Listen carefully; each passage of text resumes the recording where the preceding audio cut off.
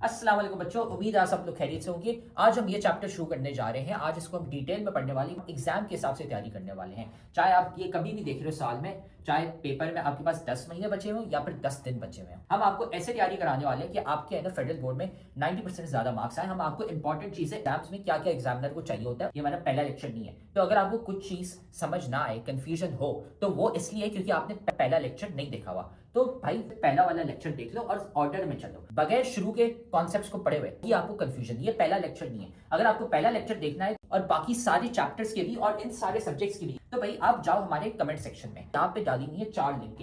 इसमें पूरी किताब की हमने प्लेलिस्ट डाली हुई है, इसको दबा दो, आपको है ना सारे लेक्चर्स मिल जाएंगे इस पूरे के पूरे सब्जेक्ट के। डाले हुए फ्री के नोट्स, यहाँ पे नोट्स कोई एमी नोट्स नहीं है। ये आप लिंक दबाओगे तो खुलते हैं, आपके पास हमारे 300 बच्चे जो थे जिनके 90% ज्यादा मार्क्स आए थे, उनके हमने नोट्स कंपाइल करके आपके लिए डाले हुए ताकि आप भी है ना अपने एग्जाम की तैयारी कर सको। सारे के सारे नोट्स हमने डाले हुए इन 300 बच्चों के। तो भाई ये देखो यहाँ पे पड़ा हुआ है हमारे सब्सक्राइब का बटन, इसको सब्सक्राइब कर लो, ठीक है। बेल्स भी है ना यहाँ पे दबा दो, लाइक करो वीडियो को और साथ में जाके कमेंट करो अपना वीकेस्ट चैप्टर। भाई कौन सा चैप्टर है जो तुम्हें बहुत मुश्किल लगता है, बहुत वीक लगता है, हम क्या करेंगे उसका निकालेंगे one shot lecture. One shot lecture एक लंबा सा पूरे चैप्टर का लेक्चर होगा, उसमें हम आपको एग्जाम ओरिएंटेड तैयारी कराने वाले हैं ताकि आपके है ना पेपर में 90% मार्क्स आ सके। तो जाके कमेंट करो कौन सा चैप्टर आपको बहुत मुश्किल लगता है। फिर ये याद रखना कि भाई हमारे लेक्चर्स, हमारे नोट्स, सारे गेस्ट पेपर्स काम के होते हैं। ये 300 बच्चे हैं जिनके ना 90% ज्यादा मार्क्स आए थे। तो सारा मटेरियल कमेंट सेक्शन में सबसे पहला कमेंट है, वहां पे पड़ा हुआ है। और अगर आप भी उन बच्चों की तरह 90% ज्यादा मार्क्स लाना चाहते हैं तो आप भी है ना हमारी बैच ज्वाइन कर सकते हैं,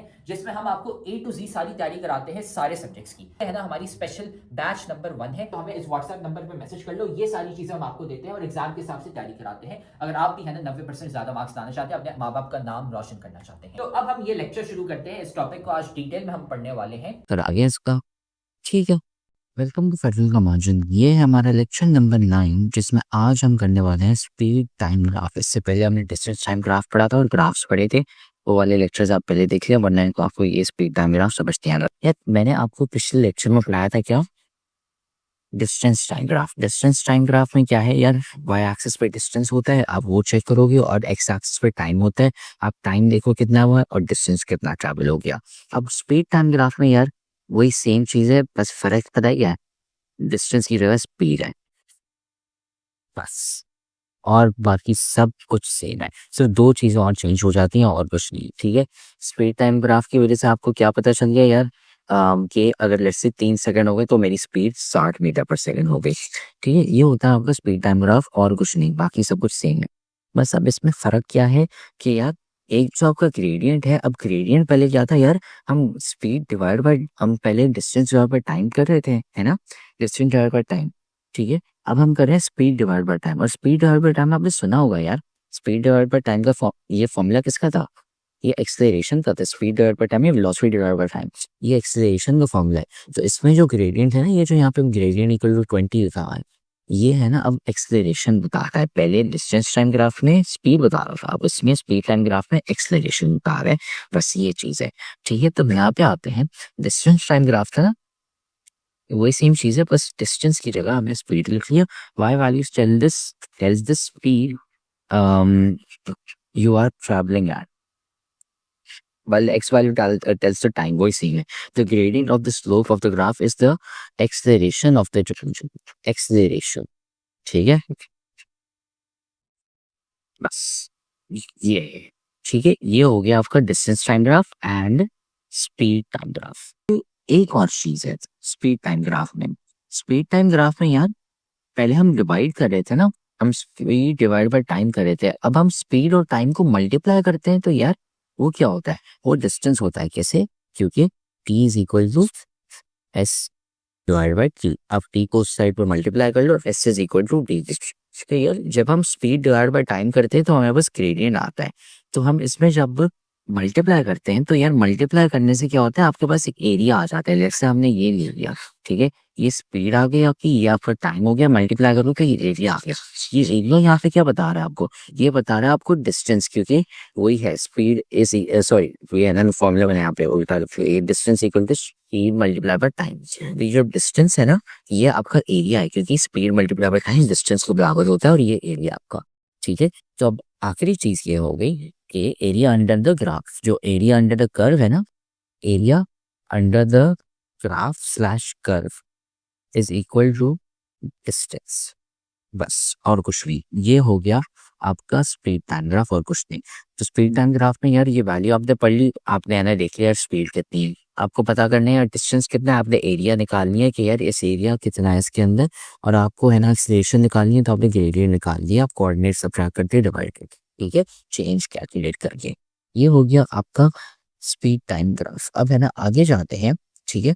यहाँ पे यार कोई चीज़ लिखी हुई है स्लोप ऑफ द ग्राफ, वो आपको मैग्नीट्यूड बता रही है, एरिया आ गया, ठीक है, ग्रेडियंट हो गया और एरिया हो गया, ठीक है। और ये है ना वही स्टेप्स बताए हुए जो मैं अभी आपको करके बताए थे, ठीक है। और फिर अब हम नीचे जाते हैं, डिस्टेंस ट्रैवल, ये वही सेम चीज़ बता रही है, देखिए यहाँ पे है ना ग्रेडियंट है, उसकी वजह से आपके पास एक्सेलरेशन आ गया, क्योंकि यार ये चेंज इन वेलोसिटी आप चेंज कर रहे हो, यहाँ पे चेंज कितना वाई हुआ है और ये आपका चेंज इन एक्स एक टाइम हो गया, बस, ठीक है। फिर एरिया अंडर द कर्व बता रहे हैं, देखें एरिया आपका बॉक्स बन रहा है, आप करोगे v टाइम्स t, तो ये है ना स्पीड, ये डिस्टेंस पूरा जाता है, ये पूरा अब एरिया, ठीक है। ये वही सेम चीज़ है और कुछ नहीं, ठीक है।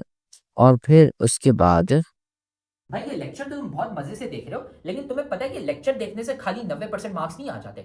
असल में भाई मार्क्स कैसे आते हैं, तो भाई ये लेक्चर देखने के बाद आपने नोट्स खुद के बनाने होते हैं और फिर साथ में आपने प्रैक्टिस भी करने होते हैं सवाल। भाई ये हमारा फेवरेट कोट है, 90% marks don't come from just hard work, they come from consistency, smart strategy and proper revision.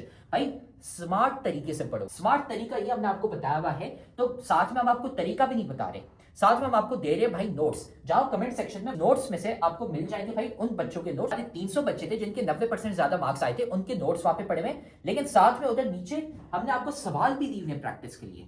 ये यहाँ पे पूरी गूगल शीट पड़ी हुई है भाई, यहाँ से जाके सवाल प्रैक्टिस करो। खाली ऐसा कुछ नहीं होता कि हाँ हम लेक्चर देखेंगे हमारे मार्क्स आ जाएंगे, नहीं भाई, नोट्स पढ़ने होते हैं और साथ में इनकी प्रैक्टिस भी करनी होती है सवालों की। एग्जाम्पल 2.6 पे आते हैं, ठीक है। A car increases its speed from 0 to 30 meter per second in 20 seconds, then it moves at uniform speed for the next 30 seconds, and then the driver applies brakes and the speed of the car decreases uniformly to 0 in 10 seconds. The graph is plotted, ये आपका graph बन गया, यहाँ पे सामने पड़ा हुआ है, ठीक है। अब ये कह रहा है मैग्नीट्यूड ऑफ एक्सेलरेशन निकालो, ठीक है। एक्सेलरेशन निकालना है यार बहुत आसान है, ठीक है। तो एक्सेलरेशन निकालना है सबसे पहले, यार एक्सेलरेशन कैसे निकालते हैं, हमने है ना ग्रेडियंट लेना है, ठीक है। Acceleration is equal to delta V divide by delta T, ठीक है। अब एक्सेलरेशन जो है आपका वो किसके बराबर होगा, एक्सेलरेशन आपका है ग्रेडियंट के बराबर, क्यों, क्योंकि आप चेंज इन वेलोसिटी, यहाँ से आपका निकलेगा डेल्टा वी और यहाँ से आपका निकलेगा डेल्टा टी। तो फर्स्ट 20 सेकंड मतलब यहाँ से लेके यहाँ तक, ठीक है। अब टाइम तो उन्होंने बता दिया यार पहले 20 सेकंड, ठीक है, ये हमारा टाइम हो गया। अब वेलोसिटी कितनी है यार, यहाँ पे 30 थी और यहाँ पे 0 थी, तो 30 माइनस 0 ऑन करेंगे, 30 माइनस 0 30 होता है। इसको सॉल्व करोगे तो यार आपकी एक्सेलरेशन है 1.5 मीटर पर सेकेंड स्क्वायर, ठीक है। और ये हमने यहाँ पे है ना लिखी है, यहाँ पे पहले पार्ट का आंसर 1.5, फिर उसके बाद second part from 20 second to 50 second, मतलब अब हम देखने वाले यहाँ से लेके यहाँ तक, ठीक है। अब इसका हमें निकालना है, तो यार ये देखो यहाँ पे आपका क्या था, यहाँ पे आपकी इस पॉइंट पे स्पीड थी, वेलोसिटी थी 30 और के पे भी 30 थी, तो यार आपकी स्पीड तो सेम रही है। अगर आपकी स्पीड सेम हुई है, स्पीड बढ़ी नहीं है, तो इसको मतलब एक्सेलरेशन भी नहीं हुई, तो आंसर डायरेक्टली 0 हो गया, क्योंकि यहाँ पे आपके पास 0 आ जाएगा, फिर नीचे यहाँ पे है ना कुछ भी आ जाए, लेकिन है 30, ठीक है। 50 माइनस 20 करोगे, लेकिन यार क्योंकि 0 डिवाइड बाय एनीथिंग इज 0, तो आंसर हमारा फिर 0 ही हो जाएगा, ठीक है। ये फिर यहाँ पे आपका आंसर आ गया 0 उसका।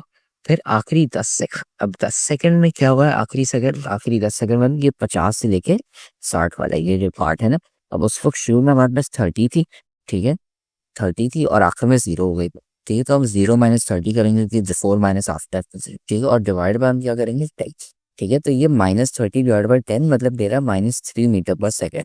ये नेगेटिव एक्सेलरेशन आपको याद होगी, ये है क्या आपकी नेगेटिव एक्सेलरेशन, नेगेटिव एक्सेलरेशन आपकी है डिसेलरेशन, ठीक है। तो ये हो गया हमारा इसका आंसर -3, ठीक है, ये उस वाले का -3 हो गया। फिर कह रहा है यार टोटल डिस्टेंस कवर्ड कितना है, डिस्टेंस का मैंने आपको फॉर्मूला अभी बताया था, ये ग्राफ दिया हुआ है, बस एरिया अंडर द कर्व निकालो बस, ठीक है। एरिया अंडर द कर्व निकालोगे आप कैसे करके, यार ये देखो ये शेप क्या है, ये शेप है आपका ट्रेपीजियम का फॉर्मूला क्या पड़ा हुआ है आपने एरिया का? हाफ टाइम्स हाइट, हाइट मतलब ये चीज, ठीक है, और फिर multiply by sum of parallel side. Parallel side एक आपका ये हो गया, एक आपका ये हो गया, ये दोनों का सम करके। अब हम सम करते हैं इनका, तो ए से बी देखें, ये यहाँ से 20 है और ये यहाँ से 50 है, तो इसकी लेंथ होगी 30, ठीक है। और उसके बाद अच्छा सम ऑफ पैरेलल साइड, ठीक है, तो हाफ मल्टीप्लाई का हाइट, हाइट कितनी है अब ये वही वहां से 30 हो गई, क्योंकि यहाँ से ये चेंज मुझे पता चल गया, 30 मल्टीप्लाई बाय अब सम ऑफ पैरेलल साइड, एक आपका 30 हो गया। अब ये वाला 0 पे शुरू होता है और फिर 60 पे ऊपर जाता है यहाँ से, ठीक है। तो ये 30 + 60 90 रहेगा, और इसको जब हम सॉल्व करेंगे तो आंसर आएगा 90 मल्टीप्लाई बाय 30 डिवाइड बाय 2, ये है 1350 मीटर। मतलब यार ये जो आपकी गाड़ी है ना, इसने 1350 मीटर ट्रैवल कर लिया, ठीक है। तो इसका आंसर 1350 मीटर कर गया। फिर अब हम जाते हैं आखिरी वाले पे, एवरेज स्पीड। एवरेज स्पीड यार क्या है? एवरेज स्पीड का फॉर्मूला यार टोटल डिस्टेंस है, ठीक है, S is equal to total distance, ठीक है, divide by total time. Total distance यार अभी हमने निकाला 1350 डिवाइड बाय टाइम, टाइम कितना लगा है हमें 60 सेकेंड से लगे, ठीक है। इसको जब हम सॉल्व करेंगे तो हमारे पास आंसर आएगा लगभग, इसका सॉल्व करके हमारा आंसर आया 22.5 मीटर पर सेकेंड स्क्वायर। तो हमारी जो एक्सेलरेशन एवरेज स्पीड है ना, एवरेज स्पीड ये स्पीड है तो स्क्वायर हट जाएगा, ये एवरेज स्पीड हमारी हुई 25.5। तो उम्मीद है अब आपको है ना ये टॉपिक समझ आ गया। हमने सारे के सारे सब्जेक्ट्स और सारे के सारे चैप्टर्स के हमने नोट्स डाले हुए हैं, लेक्चर्स डाले हुए हैं। इधर कमेंट सेक्शन में चले जाओ, नोट्स पढ़े हुए हैं, लेक्चर्स पढ़े हुए हैं, गेस्ट पेपर भी हम आपको दे रहे हैं और इंपॉर्टेंट चीजें भी बता रहे हैं, ताकि आपको है ना एग्जाम की डेट्स भी पता चल जाए और आपका एग्जाम मिस ना हो जाए। सारी चीजें हमने कमेंट सेक्शन में डाली थी, वहां से है ना जाके वसूल कर लो इसको। तो आप देख रहे हो कि हमारी इतने सारे बच्चे हैं जिनके 90% ज्यादा मार्क्स आए। क्यों? सवाल देने के साथ साथ हम सिखाते हैं कि भाई आंसर कैसे लिखते हैं। आंसर लिखने का एक तरीका होता है, वो तरीका हम सिखाते हैं सिर्फ और सिर्फ हमारी बैच वाले बच्चों को, इसलिए हमारे इतने सारे बच्चे हैं जिनके 90% ज्यादा मार्क्स आए हैं। तो अगर आप भी हमारी बैच ज्वाइन करना चाहते हैं ताकि आपके भी 90% से ज्यादा मार्क्स आए, तो हमारी बैच के लिए इस व्हाट्सएप नंबर पे हमें मैसेज कर लो, आपको ये सारी चीजें मिल जाएंगी। हम आपको सिखाएंगे कि भाई आंसर कैसे लिखते हैं। टॉपर बच्चे जो 90% ज्यादा मार्क्स लाते हैं वो आंसर कैसे लिखते हैं ताकि एग्जामिनर मार्क्स काट ही ना सके, ताकि वो एग्जामिनर बोले भाई ये लो फुल मार्क्स। हमें इस व्हाट्सएप नंबर पे मैसेज कर लो और हम आपको ऐड कर लेंगे हमारी बैच में, और फिर आप भी है ना 90% से ज्यादा मार्क्स ला सकते हैं।